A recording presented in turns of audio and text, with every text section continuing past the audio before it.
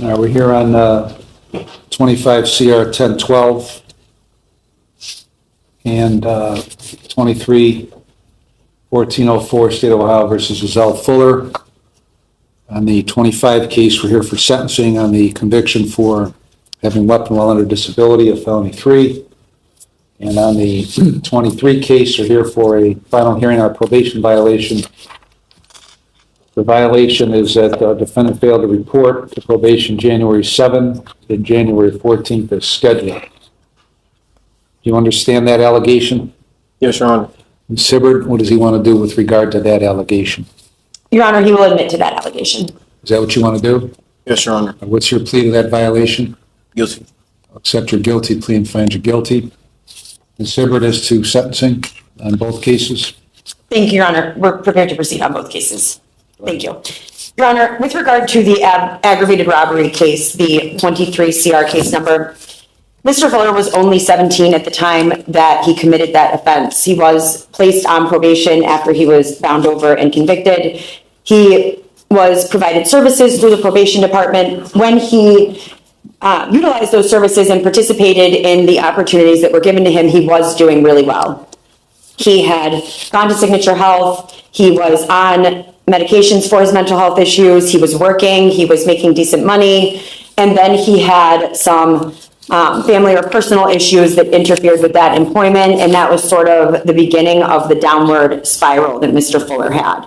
The incident in the 25 case number, the weapons under disability, that was sort of related to some of those family and personal matters that affected his ability to maintain that employment that he had.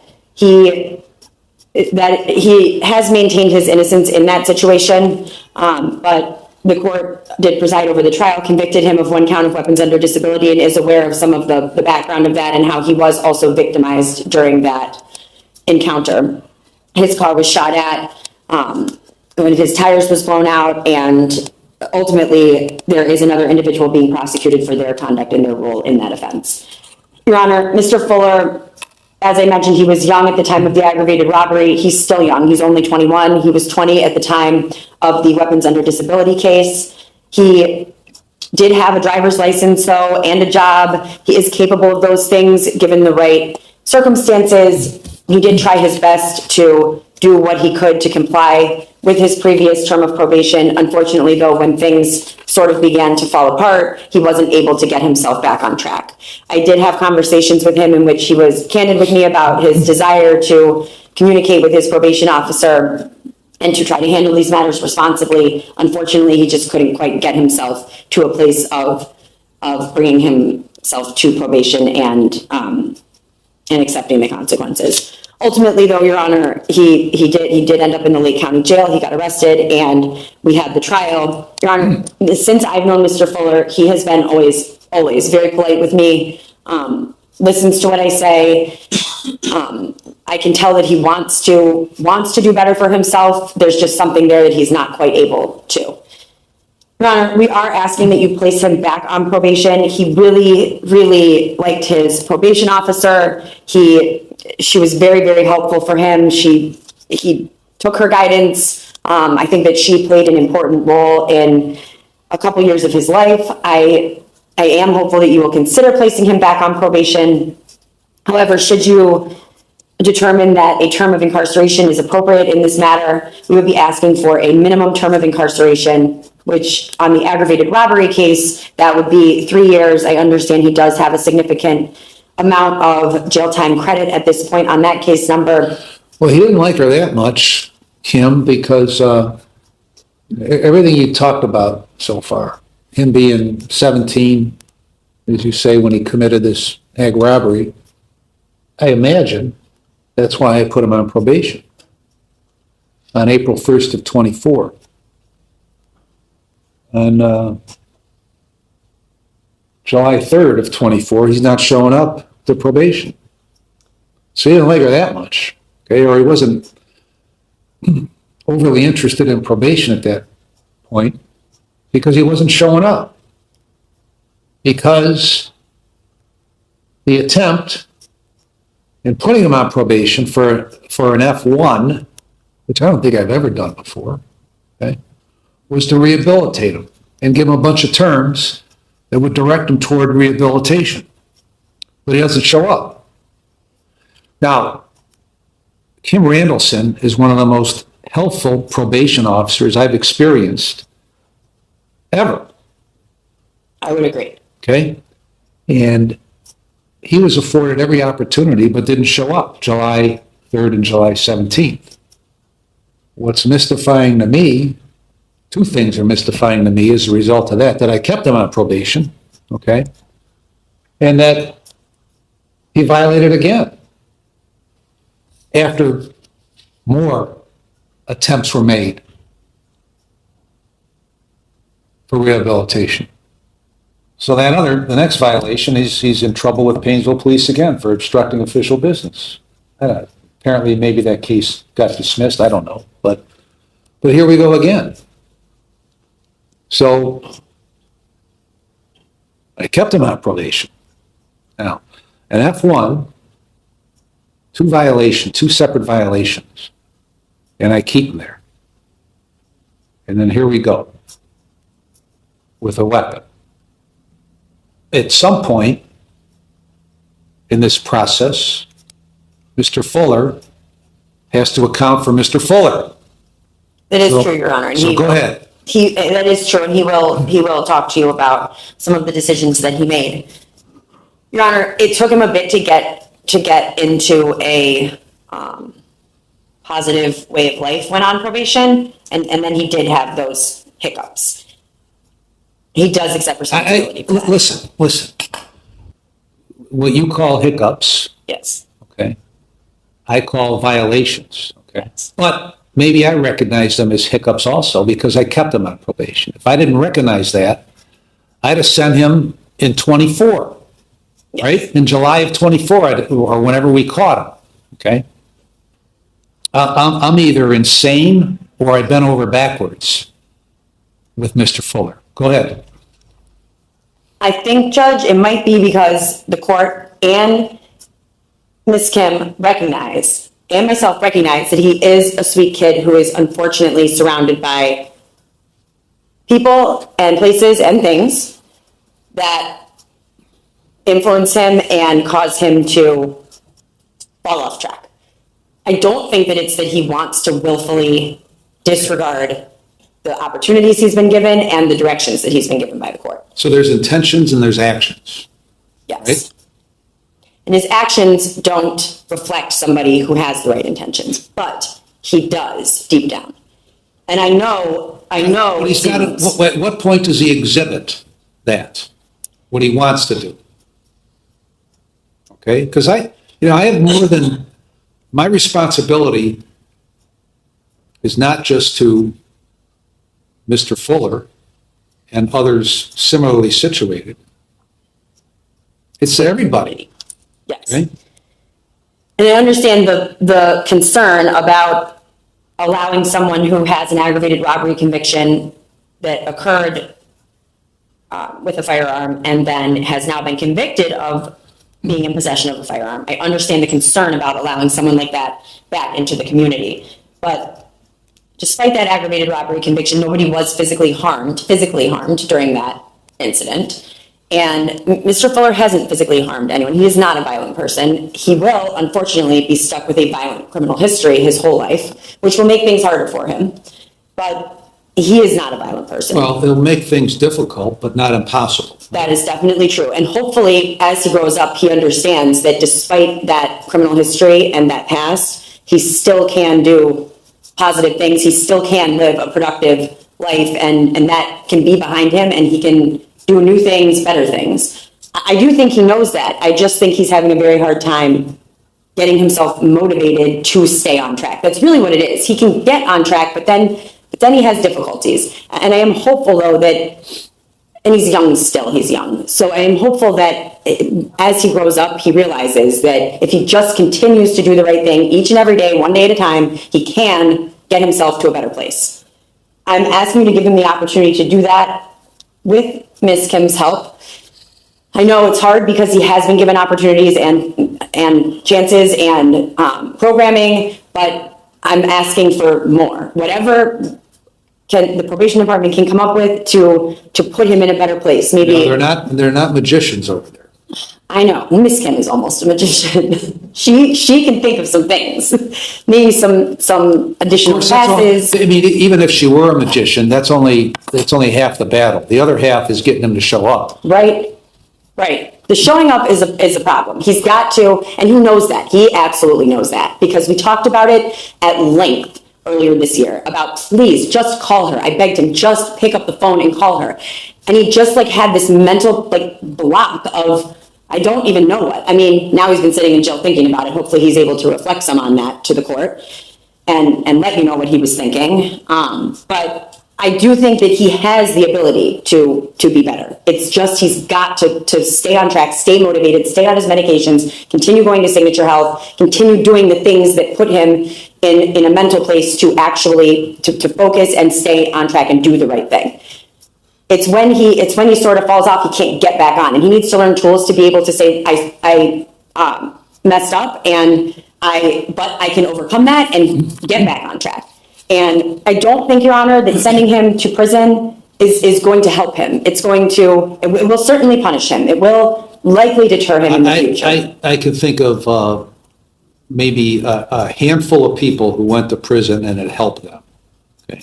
Yes. The prisons are not designed to help people. Right. And they make no effort in this prison system to help people. Very little effort. The only people who come out of prison better than they went in are the ones who help themselves. Yes. And to that point, Your Honor, I don't believe that Mr. Fuller yet has the ability to help himself. And he's not going to get the tools to help himself in ODRC. Now, unfortunately, also going to ODRC, he's terrified of that, because there is some misconception that he cooperated with the state of Ohio, and that's how he got out of going to prison the first time, which is false. False. That is not accurate. I think the court would agree, right? That did not happen. No, as far as I know, it did not happen. Right. And that certainly didn't go into my equation. Right. Because it never happened. Thank you, Your Honor. And so he is very concerned about that misconception out there that happened. And that's part of the backstory of these family matters that derailed him last year or late last year when they came to his job to fight him and all that, which is just crazy that it's his own family that would put him in that position. But Your Honor, he won't get those tools in ODRC, but he can get them in the community. He won't be a danger to the community. I know the state's position is different, and maybe the court thinks otherwise as well, but he is not a violent individual, and he is an individual that needs help, and I wish that I was in a better position to say exactly what could keep him on track, but unfortunately I'm not. But Your Honor, I do know that remaining on his medications helped in the past, going to Signature Health helped in the past. He had a valid driver's license. It expired while he was incarcerated in the Lake County Jail a month ago about. And he could get valid again, which would enable him to drive, which would enable him to work, all of those things. And I'm just hopeful that if he were to be given one last chance and put place back in the community, that he would work again, that he would show up, because showing up is the first step and is what he didn't do last time. But showing up would at least keep him in contact with somebody who can help him. And that, I think that communication and that relationship was very helpful for Mr. Fuller in the past. So I'm asking you to place him back onto community control in the aggravated robbery case, and to give him a term of community control sanctions in the weapons under disability case. And however, should you deem a term of incarceration appropriate, we would ask that you impose a minimum term of incarceration, which would be 3 years on the aggravated robbery case, and then a concurrent sentence on the weapons under disability case. Thank you, Your Honor. All right, Mr. Fuller, you can tell me anything you want. You want to before I impose sentence, but I will. I'm going to. I assume you're going to appeal your conviction on the trial, so you may want to talk to Ms. Hibbert about whether you address that or not at this point, before you talk to me. All right. Your Honor, I know I messed up again. I know I'm not here to blame anybody for anything I did. I'm not here to point the finger at anybody because I'm the one who did what I did, and I'm the one who made those wrong decisions. And when I knew that I should have been doing right, but my intentions were to get myself better when I was out there. I was trying to get myself better when I was out there. That was the only thing. That's my only motive was to do, just to do better and do right. And I'm just sick and tired of just like letting my family down. The ones that's right here behind me, the ones who really care about me, the ones who really want to see me do good, because I need them as much as they need me. And I'm not gonna keep making other people's problems my problems and sitting here and blaming everybody for saying that, putting blame on everybody when it was the one I was the one who was in the wrong, and I was the one who messed up, and I just want better for myself. And I've been trying, and I had to realize ever since I've been sitting in jail, I've been realizing like I need to change my ways. And every day in here, every day I'm in there, spending time in there, it counts. As long as I'm making progress, that's all that matters. I try to make progress every day. I try to change something about myself every day.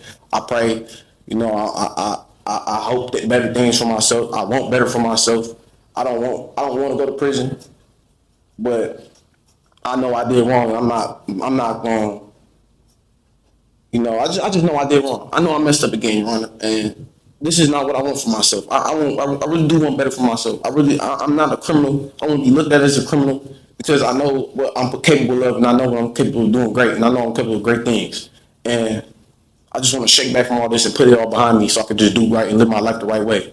I learned a lot. I learned a lot from going to NeoCap, doing all these treatment stuff. I learned a lot, and all that has showed me like what I really want for myself. I had a few bumps when I was going through treatment and stuff, but I had to learn from that. I learned from a lot of those things when I was in treatment. I learned and I grew. And one thing about it is just like I can't trust people who don't have my best interest in life, and I can't keep making, like I said before, making other people's problems my problem, because I got to do what's best for me, and I have to worry about myself and stay in my lane to make sure I'm good. And that's all I have to say, Your Honor. I really do apologize because you did give me a chance, and I respect you for it. You gave me a chance when I was number 18 years old. You could have sent me to prison, and I respect that. I respect that out of you. And I just want better for myself. I want better for myself, and I want my family. I want to show my family that I can do better. Well, then you need to take care of that yourself, because you had your biggest supporter right behind you trying to help you, and you blew that off by not showing up. Mr. Dugan? Thank you, Your Honor. It is encouraging to hear Mr. Fuller acknowledge that he had done wrong. I think that's a first step for anybody. But he was given, and I also respect you, Your Honor, for giving him that opportunity with initial sentencing on an aggravated robbery. He had potential up to 16 years in prison, but you gave him an opportunity and put him on community control. Right away, he did serve some local time right away, though. He violates community control by not showing up in July of 24. And you give him more local time, and he gets out, and right away he gets arrested in Painesville for obstructing official business in May of 25, and then a couple months later he's arrested again. And this time there's 2 weapons in his car. And the aggravated robbery charge also involved a weapon. And one of the weapons in the car was loaded. And this court does have a very serious obligation to the safety of the community, all of the community, all of us, including Lieutenant Takaro and all the officers that reported on July 1st, not knowing where all those gunshots were coming from. There were gunshots and lots of evidence of use of gun. And the court is very aware of the difficulty, I think, as a society we're having with death and destruction from people who are reckless with firearms. And Mr. Fuller was reckless again with the firearm. And the safety of the community now, having been given an opportunity when he violated his probation in July of 24, November of 24, you sentenced him on that, gave him another opportunity. And immediately upon getting out, he's arrested 2 more times. Then, this past January, he doesn't show up for probation twice. Again, it's not like he needed a license to get there. He's a walking distance here from Painesville. And he doesn't show up for his trial either. So talk is cheap. We don't know what's in his mind. But he just expressed his mind that he acknowledges his wrongdoing. That's a start. He needs to go to prison now, though, for the safety of all of us. State is okay with 3 years to 11. Should be a definite prison term for the aggravated robbery, definite prison term, 14 months on the weapons under disability conviction. You know, my sincere hope is that he will be out soon. He is still young. He has a lot of life to live.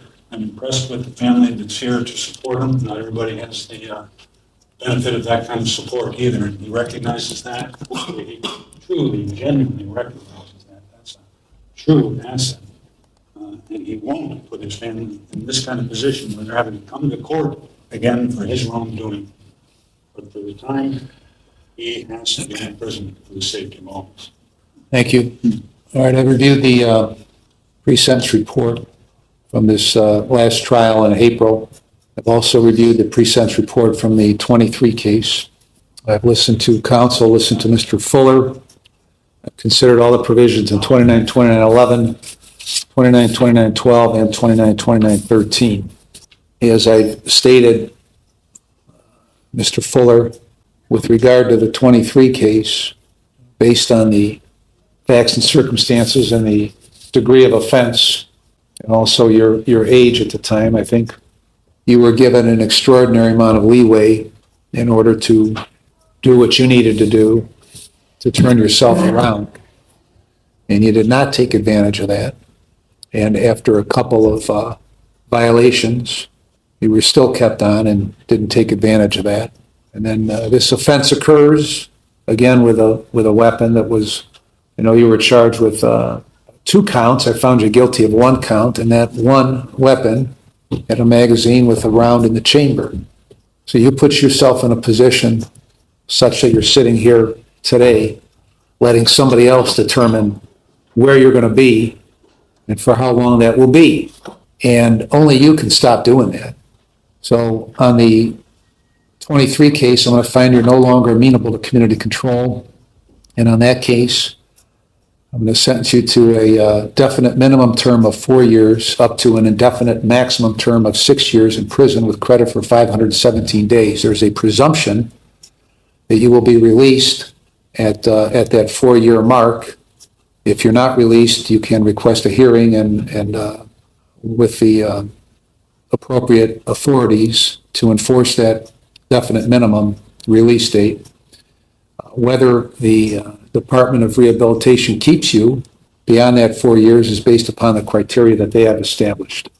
On the 25 case, I'm going to sentence you to 36 months with credit for 150 days. That sentence will be concurrent to the 23 case. When you are released, you will be placed on post-release control for 5 years with conditions. If you violate the conditions, a parole authority could send you back to prison for up to 9 months for each violation, up to 1/2 of my sentence. If that violation is a new felony, you could get an additional consecutive prison sentence for the violation, the maximum of which would be the greater of 12 months or the time left under post-release control. Is there anything else, Mr. Dugan? Thank you. Ms. Hibbard? No, thank you, Your Honor. Your Honor, did you impose the jail time credit, though, in the 23 case? I did, 517 days. Thank you, Your Honor. How long is that? All right.